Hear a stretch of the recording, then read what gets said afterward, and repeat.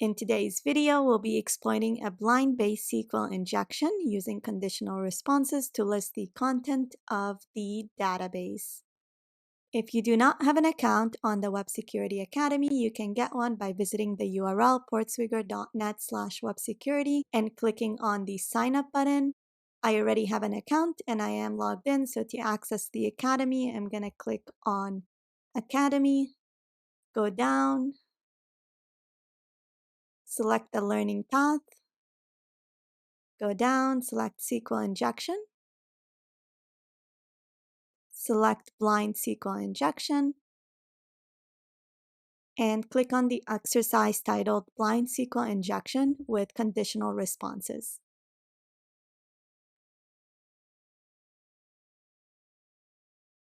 Alright, let's get started. So if you're not familiar with the theory behind blind-based SQL injection, I would recommend watching the SQL injection theory video that is linked in the description. I will go over the theory briefly in this video since we do need that knowledge in order to successfully complete the exercise. But if you want a more in-depth description, I would definitely recommend watching the SQL injection complete guide video. Alright, let's look at the exercise. This lab contains a blind SQL injection vulnerability. The application uses a tracking cookie for analytics and performs a SQL query containing the value of the submitted cookie. Alright, so we've got a vulnerable parameter, and that's the tracking cookie. The results of the SQL query are not returned and no error messages are displayed. So because of this, we can't use union-based SQL injection, but the application includes a welcome back message in the page if the query returns any rows. Alright, so if the query that takes in the cookie returns any rows, then you get a welcome back message. If it doesn't return any rows, then you don't get a welcome back message. The database contains a different table called users with columns called username and password. You need to exploit the blind SQL injection vulnerability to find out the password of the administrator user. To solve the lab, log in as the administrator user. So we have a few end goals over here. One is to enumerate the password of the administrator. And the second is to log in as the administrator user. All right, let's access the lab.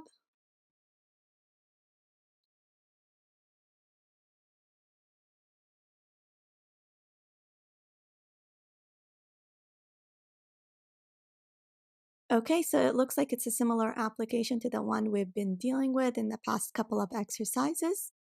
If you look at the cookie editor extension, you can see over here that there's two cookies. One is the session cookie, which has this value, and then two is a tracking ID cookie, which has this value. Now, because the exercise tells us, we know that this field is vulnerable, but if you didn't know that it was vulnerable, what you would do is literally fuzz every parameter that talks to the backend. And depending on the responses you get from your fuzzing, then you could figure out whether it's vulnerable or not. Okay, so now you could see there's home and my account. We don't see a welcome back message because this is the first time we use this tracking ID.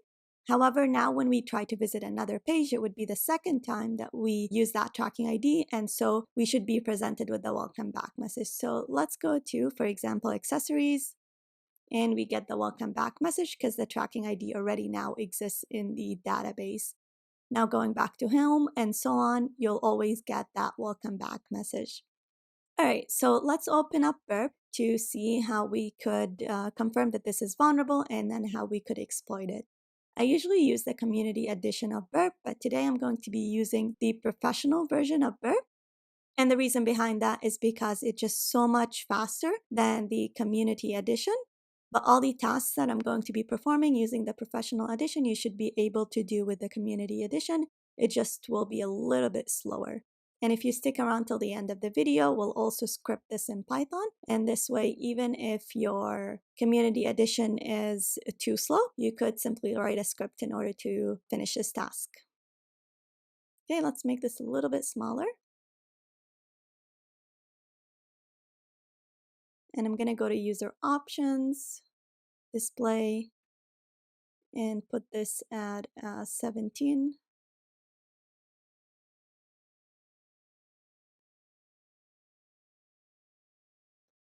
Okay, that should be better.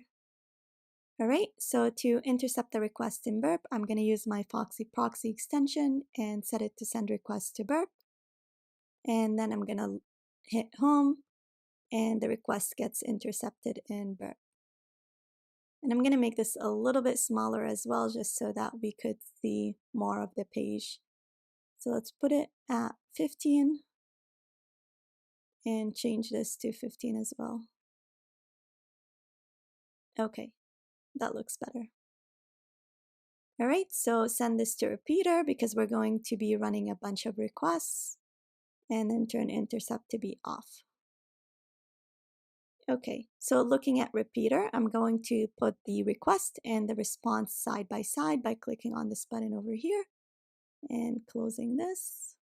Okay, so the first thing to do when testing for blind-based SQL injection is to force a true use case and see how the application responds, and then force a false use case and see how the application responds. If the application responds differently, depending on the true use case versus the false use case, then you can successfully exploit that blind-based SQL injection in order to infer content from the database. So the first thing we're going to do is confirm that the parameter is vulnerable to blind-based SQL injection. And to do that, we have to try and imagine how the query looks at the backend. So I would say the query looks something similar to this. Of course, it's going to be different, but it would be something similar. So select the tracking ID from, say, the tracking table. Of course, all of these would have different names. Where tracking ID is equal to the tracking ID over here. Let's copy that and put it in here.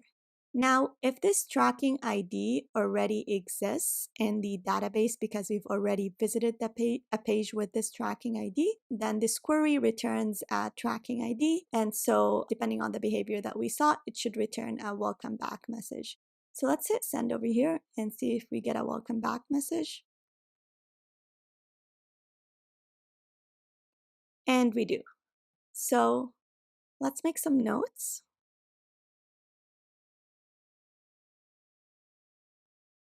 So if this tracking ID exists, then the query would return a value. And then we get a welcome back message. However, if the tracking ID doesn't exist, then query returns nothing. And then we don't get a welcome back message. And let's confirm that by adding another character to the tracking ID. So that would be a tracking ID that doesn't exist in the database. Hit send and see if we get the welcome back message, and we don't. So 0 matches. And so this confirms there is different behavior between whether the tracking ID exists or not. So whether this condition over here is true or not. So now to confirm that this is vulnerable to blind-based SQL injection, we have to enforce a true use case and confirm that it reacts this way. And then we have to enforce a false use case and confirm that it reacts in this way over here. So to do that, let's copy this. So we're imagining that this is our query. Now, if we want to inject a true use case, what we can do is add a single quote. This single quote over here closes this single quote over here. And then I'm going to use the AND operator and say 1 is equal to 1, and then comment out the rest of the query so that I don't get a syntax error for this single quote over here. Okay, so let's look at our query. You have select tracking ID from the tracking table where tracking ID is equal to this. and 1 is equal to 1. Now, tracking ID, this tracking ID, we already tested with it, and so we know it exists in the database. This will evaluate to true, and 1 is equal to 1 will always evaluate to true. And so this entire where clause will evaluate to true, which will result in a tracking ID being outputted, which will result in the welcome back message. And so we should see, since this is a true use case, we should see a welcome back message. So let's confirm that that's happening. We'll copy our injected code and we remove the character that we added. And then Control U to URL encode it and hit send. And here we go. We find a welcome back message over here, which means that one, it interpreted this as SQL code. So we definitely have a SQL injection, but it also tells us that we get a welcome back message whenever the use case is true. Now, if we can prove that we don't get a welcome back message when the use case is false, then we have an exploitable blind-based SQL injection. So let's do that right now. So instead of 1 is equal to 1, we'll say 1 is equal to 0. So over here, you've got select the tracking ID from the tracking table, where tracking ID is equal to this one. Now we know this will evaluate to true because this is a tracking ID that we already visited the page with. And then 1 is equal to 0. 1 will never be equal to 0. And so this will evaluate to false. False and true is false. And so this entire query will return a false. And we said if it's a false, then we shouldn't get a welcome back message. So let's check if that's actually the case. Let's copy that, put it in the request, do Control U to URL encode it, and hit send. And here we go. We do not get a welcome back message. So we've proved that the application responds differently on whether we're asking it a true question versus a false question. Now, how can this be useful? A simple use case that we could start out with is to ask the application if the user's table exists in the database. So the second thing we're going to do is confirm that we have a user's table. Of course, because this is a blind-based SQL injection, we're stuck asking the application true and false questions, and so we're going to ask the application, does the user's table exist? If we get a welcome back message, that means it does exist. If we don't get a welcome back message, that means it doesn't exist. Okay, so to do that, let's copy this. Okay, instead of saying 1 is equal to 1, we're going to add a subquery and say select any random value, so let's say x, from the user's table and limit the entry to only 1 and check if that's equal to x. Again, x over here is an arbitrary value. It can be anything you want. But the idea is what this query does is it says if there is a user's table, output the value x for each entry in the user's table. So if the user's table has 5 users, we should get 5 rows that have x in them. Now this might destroy our query, and that's why I had to limit it to 1 entry. And so what this says is output the value x for each entry in the user's table and limit it to only 1 entry. Now, is this entry that is outputted equal to x? If it is, then it evaluates to true. If it's not, it will evaluate to false. Now, obviously, if the user's table doesn't exist, this will evaluate to false and we shouldn't get a welcome back message. However, if the user's table does exist, it will output x for the first entry in the user's table. Is x equal to x? It is, and so this evaluates to true. We know the tracking ID evaluates to true because this is the tracking ID we've been using, and so true and true evaluates to true, and we should get a welcome back message. So that's how we're asking the question of whether the user's table exists or not. So let's paste that in our request.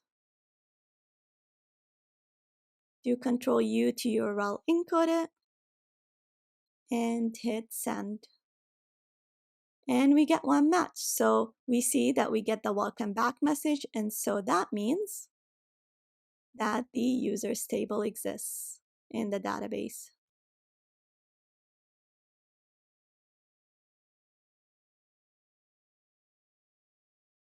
Okay, so the next thing to do is confirm that the username administrator exists in the database.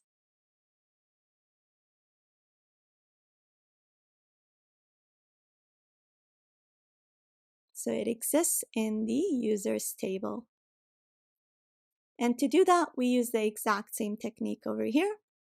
So let's copy that. So instead of select X, we're going to say select the username from the users table, where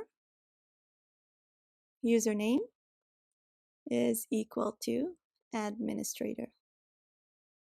And then we're going to check if that's equal to administrator. If it is, then this whole query evaluates to true. Okay, so let's explain what this query does. So select the username from the users table where username is equal to administrator. So this will output the text administrator if that username actually exists in the users table, and then it'll check is administrator equal to administrator. If it is, it'll evaluate to true. If it's not, it'll evaluate to false.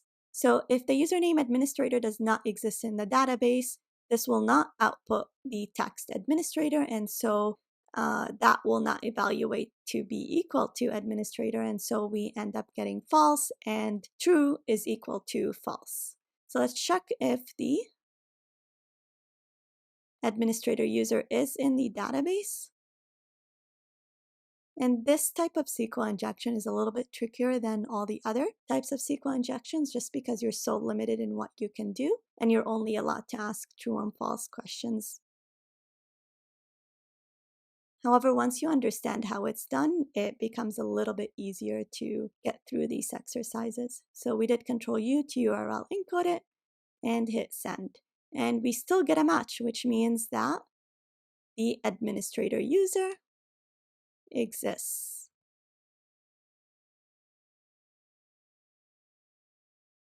Okay, so now let's try it with, for example, the user administrator and something else, a user that we know does not exist in the database because we put random values and hit send, and we don't get a welcome back message indicating that this user over here does not exist in the users table.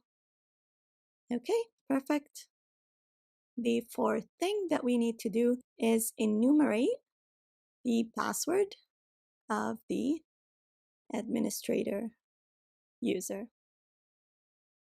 And again, what we could do over here is copy this, put it in here, and say select the password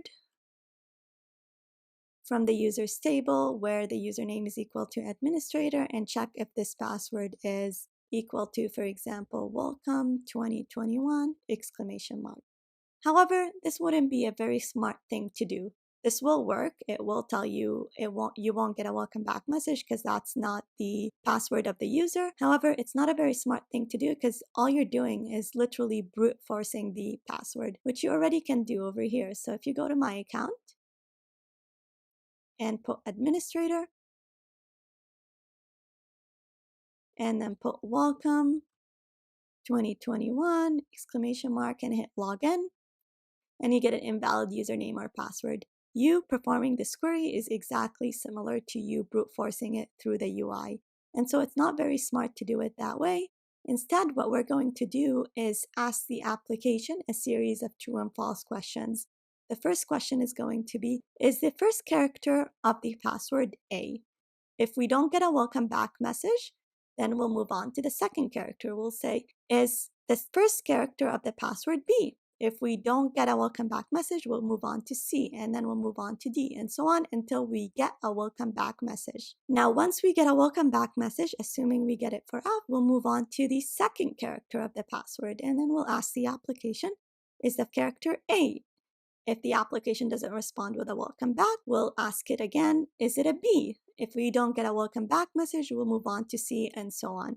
And so that's why we need to script this and we need to use burp intruder, because it ends up being a ton of requests depending on how long the password is. So that's actually the second thing that we need to do, which is determine the length of the password. And to do that, we're again going to ask the application a set of true and false questions. So we're going to say select users from the users table where username is equal to administrator and password, and the length of the password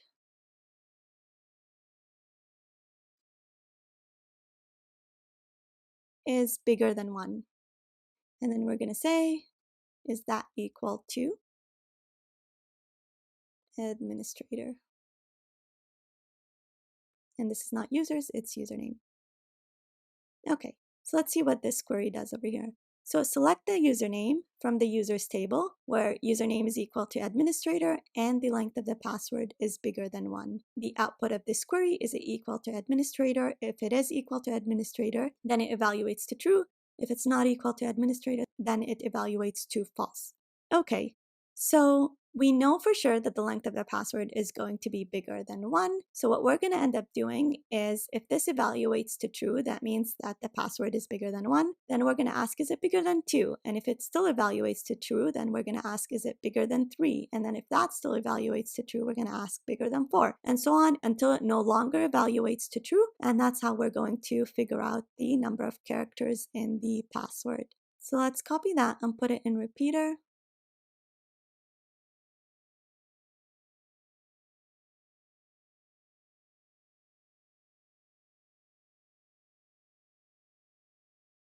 And hit send. We should get a welcome back message, and we don't, which means that we did something wrong. And I can see the mistake over here. It's because I never removed the other query. So let's remove all of that and then paste it again, and then do Control U to URL encode it, hit send, and we get a welcome back message telling us that the password is at least bigger than 1. Now let's try a much bigger number, 50, and hit send. And we don't get a welcome back message indicating that the password is bigger than 1 but smaller than 50. Okay, so you could use a binary search method in order to figure out the password length, but what I'm going to do is I'm literally going to brute force it using intruder. So I just sent this to intruder, go to positions, clear all the positions, and the position then that I'm interested in enumerating is this one over here. So let's put it back at 1. And then click add, and we're using sniper. Go to payloads. The payload that I want to use is numbers, and it's going to be sequential because I want it to start with 1, 2, 3, 4, and then complete it until the end. So we're going to start from 1 and then go all the way to 50 because we know for sure that it doesn't reach 50. And then the step count is 1. And what that means is start off with 1 and then add 1 to that, so 2, and then add another 1, so 3, so on. So you end up with 50 requests at the end. And I'm going to click on Start Attack.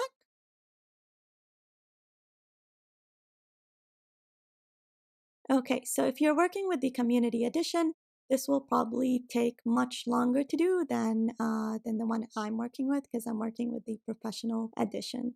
All right, so notice over here that the length is 11403 for when you do get a welcome back message. So in this case, we said is a password bigger than 1, and we got this length. And then we said is a password bigger than 2, we still got the same length, and so on until we reach 20. So when we said is the password bigger than 20, we got a different length than all the other numbers, which means that we likely didn't get a welcome back message over here. So let's search the response, and we didn't. And so this confirms that when we said is the password bigger than 20, this evaluated to false. And so the password over here is exactly 20 characters. Okay, so another way to filter on these items is to look at filter, and you can only do this with the Professional Edition. So we'll filter on welcome, hit apply, and it'll only show you the requests where you got the welcome back message. So in this case, up till 19, you got the welcome back message. On 20, you no longer get the welcome back message because it's not bigger than 20 characters. It's exactly 20 characters. Okay, so now that we know the number of characters in the password, what's left is to enumerate the password. And to do that, we're going to start off with the first character. Again, ask it, is it equal to A, is it equal to B, and so on until you loop through all the alphanumeric characters. And then once you're done, you start off with the second character. You'll loop through all the alphanumeric characters until you get a welcome back message and so on until you reach all 20 characters. And again, you're going to need burp intruder for this because that's a whole lot of requests that you're going to be making. So let's close that, discard it, go back to repeater, and work from there. All right, so to enumerate the first character of the password, let's copy paste this, put it over here. And what we're going to do is we're going to use something called the substring method. And it'll divide up the password.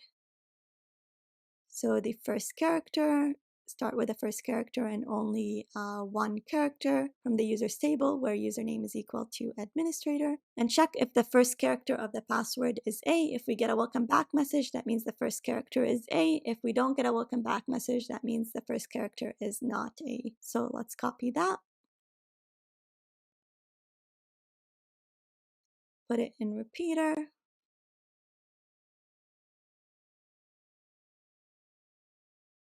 And then Control U to URL encode it. And hit send. And we don't get a welcome back message indicating that the first character of the password is not A. Now let's try all the other alphanumeric characters. So we're going to send it to intruder to do that. Again, we go to positions, clear all the positions, and then highlight this one by clicking add. In payloads, we're interested in brute forcer. And this checks all the alphanumeric characters. The minimum length and maximum length is equal to 1 because I wanted to try one character at a time. And I'm going to click on Start Attack. Okay, so we could see over here, we saw that A did not have the welcome back message and it has a length of 11,342. So we're looking for a different length. And here we go. So we could see at 5, we get a different length. And if we look at the response of 5, we have a welcome back message. So we've enumerated that the first character is 5. Now we're going to do that for the second character. And so on. So instead of doing this 20 times, what I'm going to do is I'm going to use, so let's discard this. I'm going to use a different type of attack, and that's called a cluster bomb. So instead of just having this as one of our payloads, we're going to add this one as well. So we'll add 1 and then add A. And then in the payloads, so starting with 1, I want the first one to be numbers. And it's going to be sequential again from 1 to 20 because that's the number of characters in the password. And each time I want it to step one number. And then for the second payload, which would be this one over here, I want to add brute forcer and test out all the alphanumeric characters. And again, minimum length is 1 and maximum length is 1 because I